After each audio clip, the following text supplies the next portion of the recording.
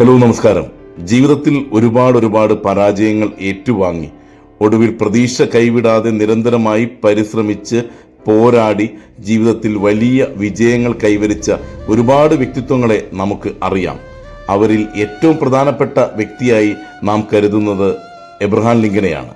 ജീവിതത്തിൽ പരാജയങ്ങളുടെ, രോഗങ്ങളുടെ, അസ്വസ്ഥതകളുടെ ഘോഷയാത്ര പിന്തുടർന്നപ്പോഴും ഇല്ല, തോറ്റുകൊടുക്കാൻ ഞാൻ തയ്യാറല്ല എന്ന് തീരുമാനിച്ച് ഉറപ്പിച്ച പോലെ ജീവിതത്തെ ചേർത്ത് വെച്ചുകൊണ്ട്, പ്രതീക്ഷയെ ചേർത്ത് വെച്ചുകൊണ്ട് അദ്ദേഹം മുന്നേറിയപ്പോൾ അദ്ദേഹത്തിൻ്റെ ജീവിതത്തിലേക്ക് കടന്നു വന്ന നേട്ടങ്ങൾ എന്തൊക്കെയായിരുന്നുവെന്ന് നമുക്കറിയാവുന്നതാണ്.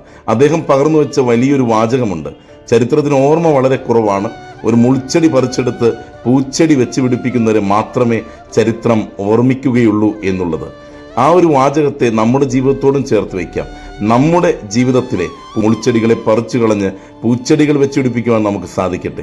നല്ല ശീലങ്ങളാകുന്ന പൂച്ചെടികൾ, മോശം ശീലങ്ങളാകുന്ന മുൾച്ചെടികൾ, ഇതൊക്കെ അതിൻ്റെതായ രീതിയിൽ കൈകാര്യം ചെയ്യുവാനുള്ള ഒരു തിരിച്ചറിവും കരുത്തും നമുക്കുണ്ടാകട്ടെ.